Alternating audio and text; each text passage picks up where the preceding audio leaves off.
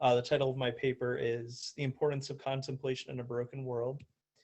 Just a brief outline of where we'll be going. I just have the abstract, introductions to Jägerstätter. I don't know if we necessarily need an introduction to Merton, but I have a brief one anyway. Connections between Merton and Jägerstätter. How I term contemplation in a broken world and prophetic Christian witness to the broken world, and then just a brief conclusion. So my abstract is, in a world where Catholics and other persons of faith might feel pushed to the margins, we often look for saints and other holy figures who can guide our search for meaning. The lives of Jägerstätter and Merton offer us models of being in this quote-unquote post-Christian world. And the primary texts that I used for this paper were, as pictured, Faith and Violence, Peace in the Post-Christian Era, Seeds of Destruction, and Jägerstätter's collection of letters and writings from prison, published by Orbis Books. So who is Franz Jgersttter? He was an Austrian peasant who lived in the early to mid 20th century, very devoted Catholic, especially after marrying his wife. He was conscripted into the Wehrmacht as part of Germany's conquering of Austria, and eventually became a conscientious objector to the war and an avowed anti-Nazi, and was later executed by the guillotine in 1943. The image that I took for this is from Terrence Malick's very wonderful film, A Hidden Life, where he is portrayed by the German actor August Diehl. And then it feels hard to really reduce Merton down to one slide. I'm sure he's laughing at me for it. Merton and Jägerstätter had overlapping lives in the sense of time.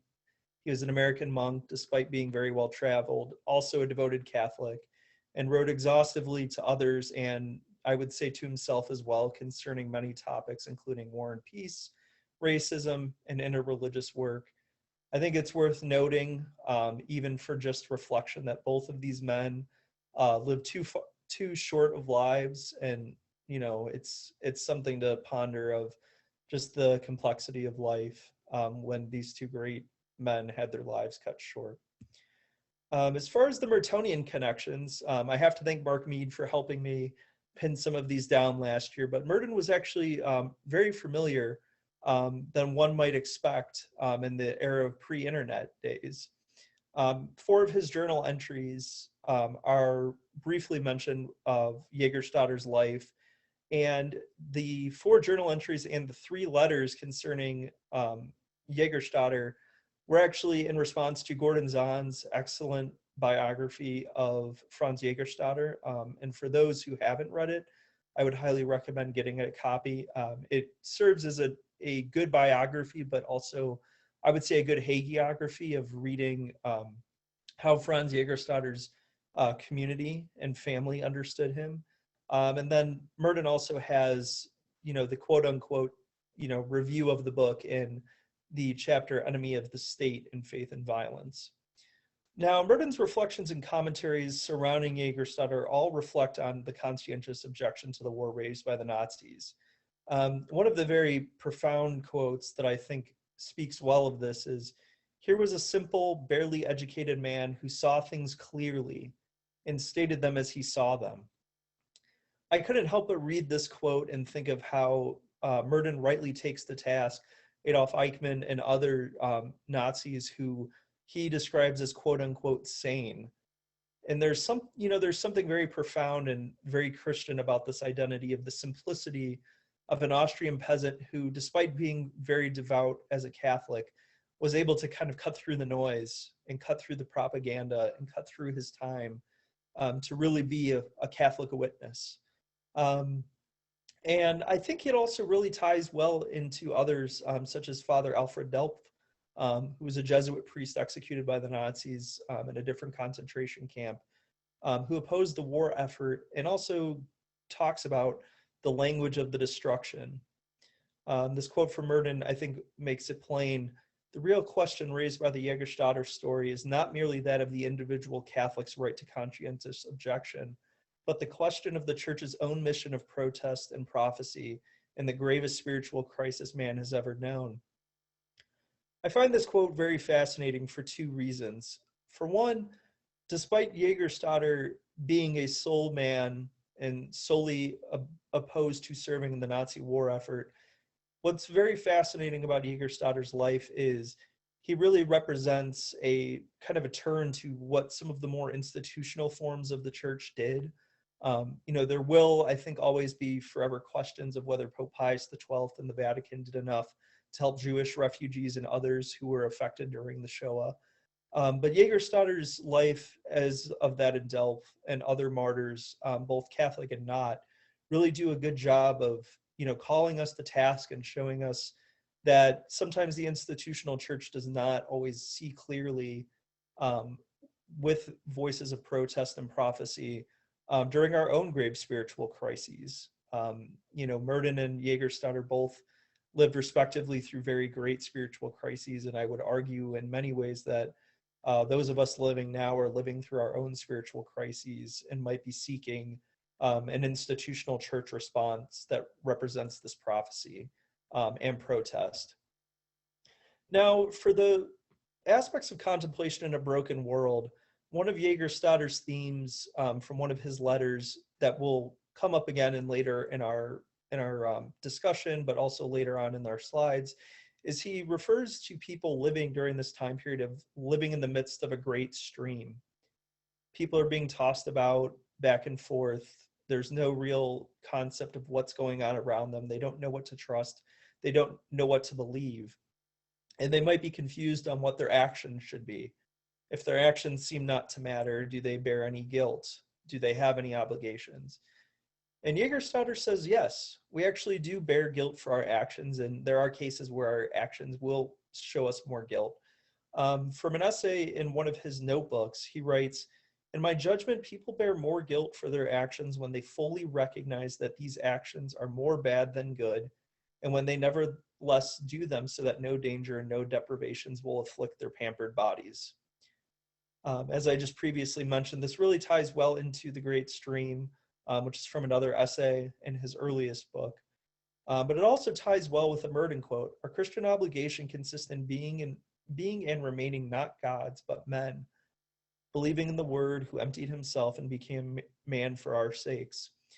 Now, these three quotes, I think, do a good job of illustrating the fact that I think ultimately what contemplation is about is it brings the human person closer to God.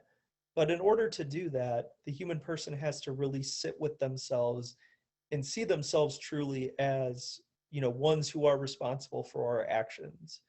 We are responsible for our inactions as well, and God will hold us responsible for those actions.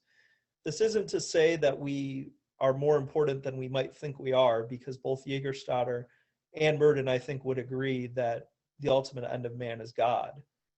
And sometimes in our striving to undergo our actions and contemplate our actions, we might forget that we should have actions properly oriented to God and God's plan for humanity. But one of the things that I think we often run into, and Merton and Jägerstätter both encountered this, is there's this idea of the complexity of the world and the lack of true meaning in the world. This quote from Raids of the Unspeakable comes to mind. "There is, above the consistent and logical world of justice, an inconsistent, illogical world where nothing, quote, hangs together," end quote, where justice no longer damns each man to his own darkness. This inconsistent world is the realm of mercy. Now, for me, when I read this quote, and I have pondered it recently, is there's this idea that we often get caught up in the physical world in which we embody, or as Augustine would term it, the city, the city of the state. But we have to remember that there's an inconsistent world that's outside of our own understanding, and that's the mercy of God. And I think this, in turn, to Jägerstätter's credit, should remind us that the greatest grace that we receive means that we have a greater responsibility, not just to ourselves, but to those with whom we share our planet. This is a photo of a postcard, actually, that the Thomas Merton Society has in its archives that Gordon Zahn actually sent to Thomas Merton. And this right down here, the pen line is a little thin, is actually a memorial to Franz Jgersttter. and this is in Sigengraun, Austria, not too far away from the Munich border. Now, prophetic Christian witness in a broken world, I think here means that one of the things that Christians might often run into is this idea that the world doesn't understand what Christian witness is. There will be times where the Christian witness will actually set us apart from God's world, or sorry, not God's world, but the world that we currently live in our current culture. And so in some of Jägerstätter's last thoughts before his execution, he wrote, "Although people have accused me of criminal behavior and condemned me to death, be consoled knowing that in God's eyes, not everything is criminal that the world perceives to be criminal." It looks like I forgot to actually put this in the bullet point, but it reminded me a lot of Martin Luther King Jr.'s reflection on unjust and just laws, and that in some instances, God's natural laws and moral laws exist outside of our time and space. And I think what this ultimately calls us to, that both Jägerstätter and Merton point us to, is that we should really have this deep, simple, all-embracing love of man and the created world. There needs to be a more robust reflection and understanding of our respect for all forms of human life, for freedom, for truth, and for justice, and having a humble love of God, which Merton speaks to so well in the Seeds of Destruction. Therefore, the Christian prophetic witness is one of deep solidarity. To my Franciscan terminology, it also means that our prophetic witness is a constant process of conversion, reflection, and contemplation. I don't think we should ever feel complacent that we know exactly what God might be asking of us, that there will be times, and indeed should be times, where God shakes us out of our complacency, to borrow a phrase from Alfred Delp's prison journals, and that a Christian ideally does not fit into any easy political ideology. We are not entirely of this world, even though we inhabit and share it, and that there is competing interest for how we truly understand our Christian witness in this broken world. Thank you.